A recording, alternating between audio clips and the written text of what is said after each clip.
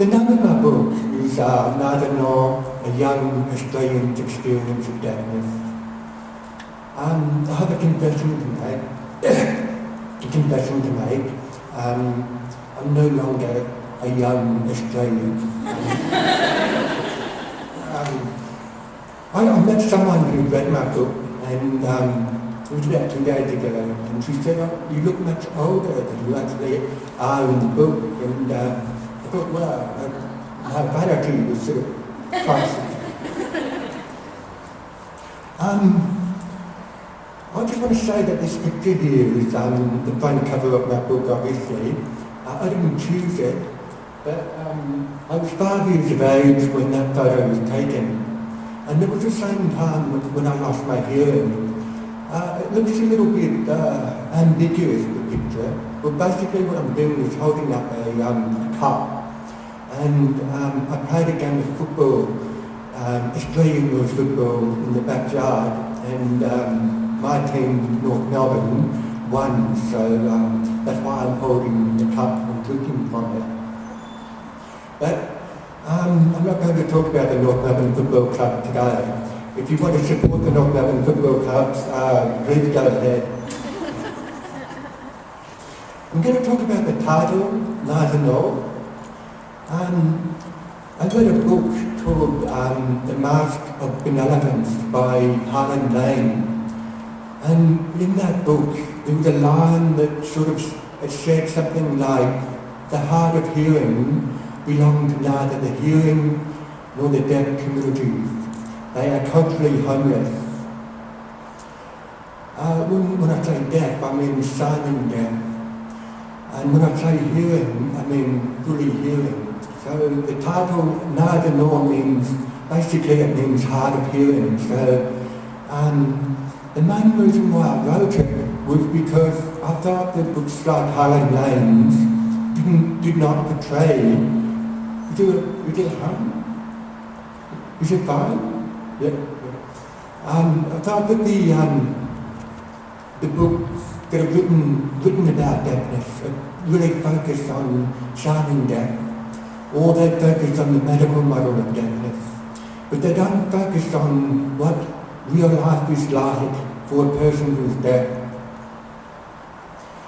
There are two other types of books that are written. There are books written by parents of deaf children, and there are books written by adults who are deaf. The one thing I found that was missing from these books was the real, raw reality of living with deafness. Another reason why I wrote the book was because my mother died when I was 3 months old, and one of the themes in the book is searching for my mother. It's not almost impossible, because she's already dead, but there's a feeling of loss, and a need to feel that loss, with meaning. Okay. You can see there that that's my father and my mother, and that's me when I was about 1 month old. The next day after that photo was taken, my mother was very ill. It was the 25th of December, Christmas Day, 1974. And she stayed in the hospital in Melbourne, and she never came out. She died a few months later. Sorry if I'm feeling a bit emotional. I was doing my speech before, doing a run through about talking about my mother, and I got lost for words. But what I'm about to talk about here is something quite poignant, and it relates to the first line of my book. But before I talk about that, I want you to transport your mind, if you can, to Australia. Is there anyone here who's been to Australia? Yeah, not many people here. So are there any Australians in the audience? Oh, well, the place where I grew up is called Bendigo, and it's very similar to Stroudsburg, East Stroudsburg. It's rural, a lot of open space, a lot of fresh air. But I want you to imagine summertime 2006. I'm sitting on the porch with my dad. He's got a glass of wine, one for me and one for him. There's kookaburra that can be heard in the gum trees. And he's very proud that I'm going to be an author. He knows that I'm about to publish a book. But I'm very nervous. I have a manuscript with me. And I say, Dad, I'm going to run this by you. You can say yes or no to this. I'm going to tell you the first line of my book. So I'm sitting there with a glass of wine, very nervous, and I say to my dad, I am the reason why my mother died. It was March the 4th, 1975, and Jacobs was 33. I was 3 months old. I killed her. I killed her. I thought a lot about that, and I needed to run that by my dad. My dad was lost for words. He was shocked. He walked away and he said, just give me a moment. I need to think about this. He came back maybe 3 to 5 minutes later, and he said to me, Paul, you know you did not kill your mother. You know that. I want you to know that. I said, yeah, I understand that.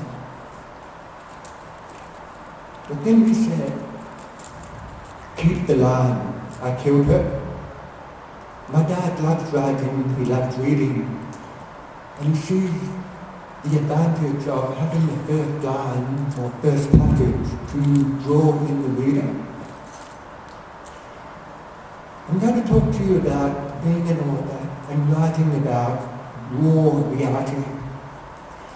About the same time my book came out, there was a television show in Australia, and there was a famous Australian writer called Clive James who was being interviewed. Clive James is also a celebrity in England. But the interviewer asked him, how do you sort the material of your writing? Do you create it in your imagination? Do you draw it from real life? What do you do? And how do you deal with it? Clive James said to him, that's an interesting question. I'll give you an example of what it's like to be a writer. Imagine yourself being at a funeral and someone bursts out laughing. It's inappropriate. But Clive James said, the writer in me thinks, wow, this is great material for writing. The person in me is thinking, well, I have to live with these people. These are my friends, these are my family. Do I write the story? Or do I let it go? Clive James said that people know I'm a professional writer, so the story always stays there. I always write the story. So that's what I've done with Neither Nor. But I'll tell you something, there's been a price to pay for it. I have 2 aunties, and one of those aunties is my mother's sister. She's not mentioned in the book, but she read my book. The other auntie was married to my dad's brother. She knew my mother, and both of them were very upset about what I wrote, especially the line, I killed her. And I mentioned that more than once in the book. I wasn't close to either auntie really, but they said, my mother's sister said, how dare you write that? It was very hurtful. But as Clive James said, as a professional writer, everything is material. I'm a professional writer, that is how I make my money. I couldn't explain that to my auntie. She didn't seem to understand about my deafness. She didn't seem to understand the content in the book. And it's possible she was upset because she wasn't involved with my life. I was kind of hoping that she wouldn't read it, that she insisted on reading it.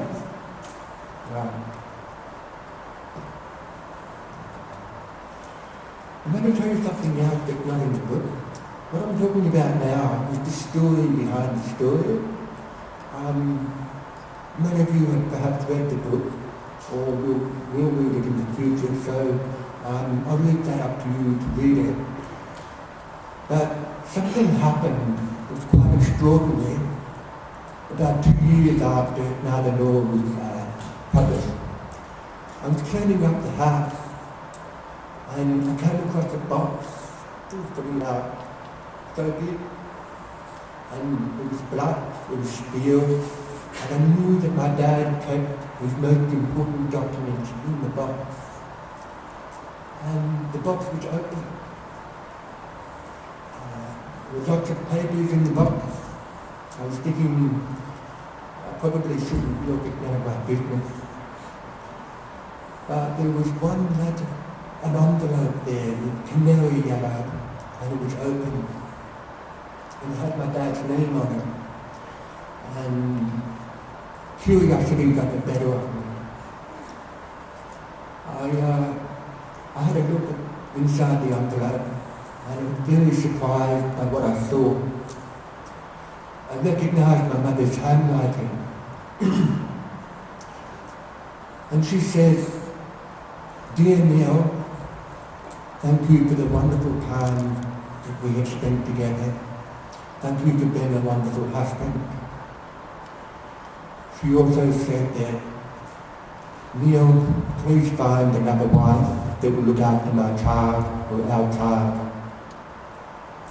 And the writing started off like an adult's writing and gradually became more childlike. It became incomprehensible. It was the last thing that she ever wrote in her life.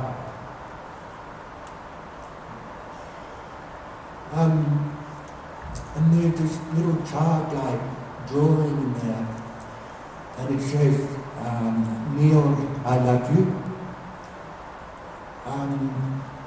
My dad had shown me that letter. It took me a long time to actually tell him that, I found this letter. He wasn't upset. He said, "Look, I've gone about it. It's too difficult for me to give you the letter, but I'm glad you found it." In addition to that, I'm not sure if I mentioned it before, but my dad hadn't read the book, Now the Law. I mentioned that in the sign language class, Dr. Miller's class this morning, and some people couldn't understand it, and some people could understand it. My dad says that, I've lived the experience. His brother said, "I love the book, you need to read it, Paul's a good writer, there's fantastic stories in there, it's funny." But my dad said, "I've lived the experience, it's too difficult. I don't want to live the experience again." What do you think of that? Does that surprise you that my father hasn't read the book?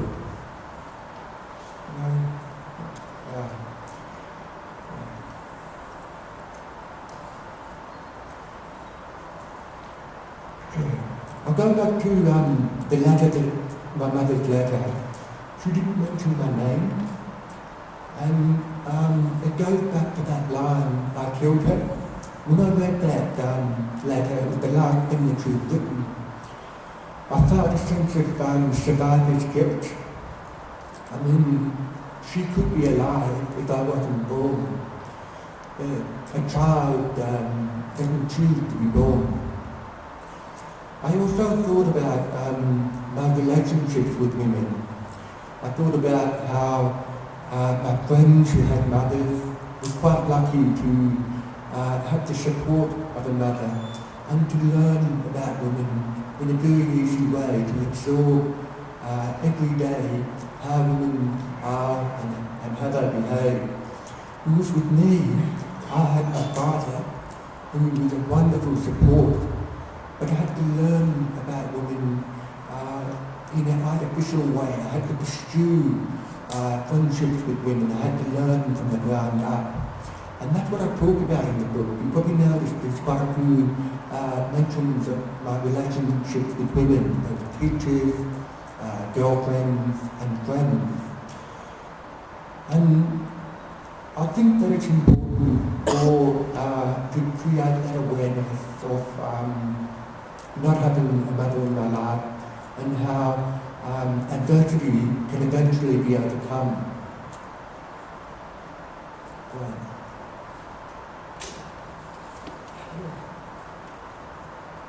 Here's my father here, when I was 4 years of age. I'm going to show you a picture of us last year.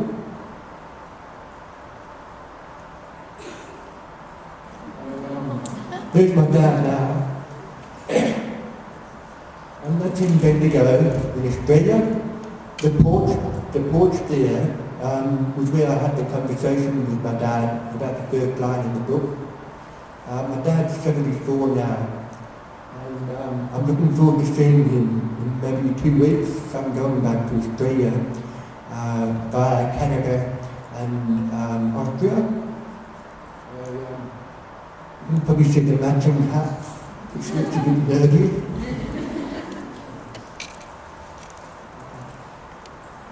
There's my mother there. You might see some sort of resemblance.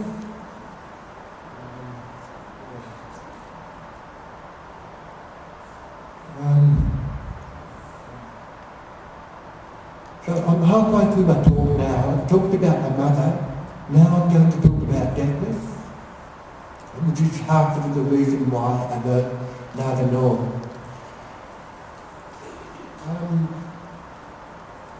I mentioned that neither nor means neither fully hearing nor fully deaf. There's an interesting statistic that's come out that less than 1% of all deaf people are signing deaf people, which is quite surprising. The numbers vary between 1% and 5%, which is not much about how hard of hearing people live their lives. In addition to that, a study has shown that 45% of adults who are deaf as children are unemployed. That to me is a very serious issue. And that's one reason why I wrote Neither Nor, to explain the adversity, to explain the human side of living with deafness. There's one more thing. Yeah. So, as you can see there's 35 million Americans who are neither totally deaf or fully hearing. Now that's more than the population of Canada. I see it my life's mission to give voice to people who are hard of hearing, and also to work towards creating awareness and to do research. While I'm thinking about this, I want you to think about the media portrayal of deafness. What I'm thinking about now is the TV show Switched at Birth.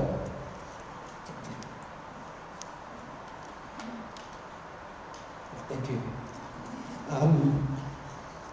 It's Switched at Birth. I'm sure it's a great show, but it doesn't talk about people who are hard of hearing.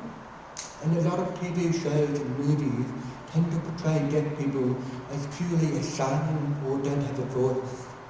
So that's why I'm talking about the wider population of deaf people, and that's why I wrote about Neither Nor. We integrate into society, into mainstream society, It's not better or worse, it's a different experience. And I think it's important to give that voice to people. I think it's also important to define the relationships, the adversity, the love, the good and the bad. I'm going to do something now. This thing here is called a phonic ear. Have you seen this before? I haven't seen it before, but when I was a kid,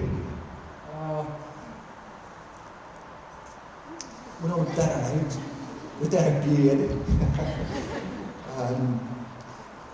I used to have to wear this in cuff, and it used to have a harness, and it used to be attached to my hearing aids, and I hated it with passion, absolutely hated it. The reason why is because the teacher would have her own version of it and say, "Paul, is this on?" And it was like screeching in my ears. My dad insisted that I wear it in class, so I tried my best. But I eventually went to him and said, "Look, enough, I don't want this thing anymore." And my dad's a child psychiatrist. He knows how to get things me. And he said, "Paul, the astronauts used to have these.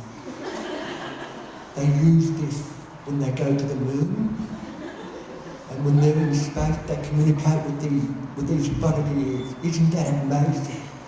You can do the same thing." I said to him, "I don't care.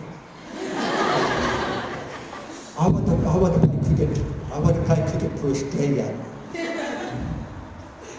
So eventually I didn't need it. He could see that I had good speech reading ability. I sat up the front of the class and had a note taker, which helped a lot.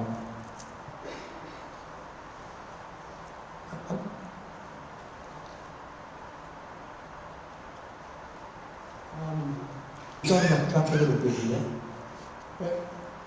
Do you know what I'm doing here? What sport that is? Cricket? Yeah. That's me with the bat. And these guys there are my next door neighbours. The guy on the left, the short kid, he's my best friend now. And so we've known each other for probably 34 years.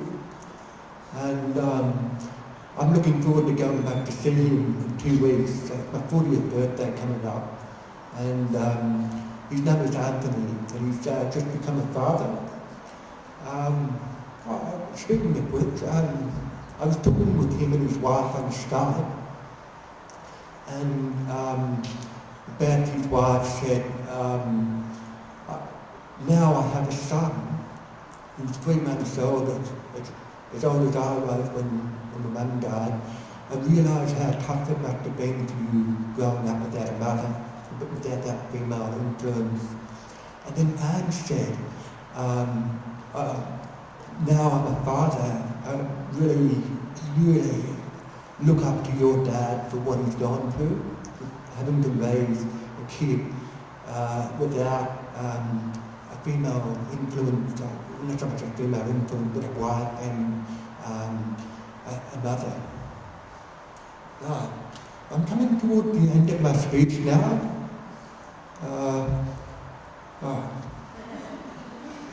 This photo is jumped there. You'll see that photo in my book, in Neither Nor. You can see that my hair's a lot shorter and that my hairline has receded a bit more. I'm very passionate about travel. Been very fortunate to travel to lots of places and to meet wonderful people.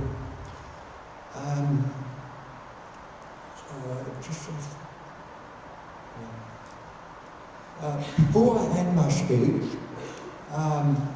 I'm not sure how many of you guys went to my talk last night. Can you put your hand up? Wonderful. As I said, this book here was published in 2007, and I was halfway through my PhD at the time. And one thing I learned, or it was drilled into me when I was doing my PhD, was separate the personal from the science, from the academic work. So it was really hard to do that, to change from writing this, which is more literature than research. And so coming here 7 years later, it's been a surreal experience. It's like a bit of rebirth, if you like. It's been drilled into me to be an academic and to present stuff like I was presenting last night, to go back to the personal. And it's been wonderful to meet so many people who enjoyed the book. It touched me really deeply, and I hope that the book has given you a rewarding experience in itself. I'm coming to the end of my talk now. I'm going to ask questions. I'm going to let you ask questions after. But this passage here comes from the last part of my book. It's 3 pages long, and it's the afterword. I'm sorry if I sound boastful, but something quite amazing happened when I wrote those 3 pages. Right from the first letter to right to the end, the full stop, the period, was unchanged. I had almost like a spiritual experience. I sat down, I remember sitting down, and I sat there and wrote the whole section, those 3 pages in 20 minutes or half an hour. And that's very unusual when you write a book. When you write a book, there's a lot of rewriting. You have to do what the editor tells you to do, argue with the editor, keep going on, you add stuff and so forth. But I had that moment where in 20 minutes it summarised the whole book, and it's quite a magical experience. But this line you see up here, I think summarises what I've been talking about tonight. I read it. My less than ideal introduction to this world forged a tenacity that has exposed me to people of different walks of life and rich happenstances otherwise not experienced. So, in a sense, my tragic circumstances have been extremely useful. I didn't write that for myself. I wanted to send a message to people that adversity, tragic circumstances, have a gift within them when you can come to terms with it. And a great example of that is me standing here talking to you guys. I wouldn't be standing here if I wasn't dead, for one. And I don't think I'd be standing here if I had a mother. I just remembered something just popped into my head. My father wrote me a letter about my mother. I think I mentioned that in my talk. There was one section in that letter. He said, I can't imagine what it would be like to live without a mother. He himself was very close to his mother. And he said that you would have been a different person if your mother had been alive. And I doubt very much that you would have been the person you are, the writer, the academic, and traveling the world. And another thing It was strange about that letter. He didn't mention my deafness. So he seen me as a person first. And I think that's important to remember, that everybody is a person first. But thank you.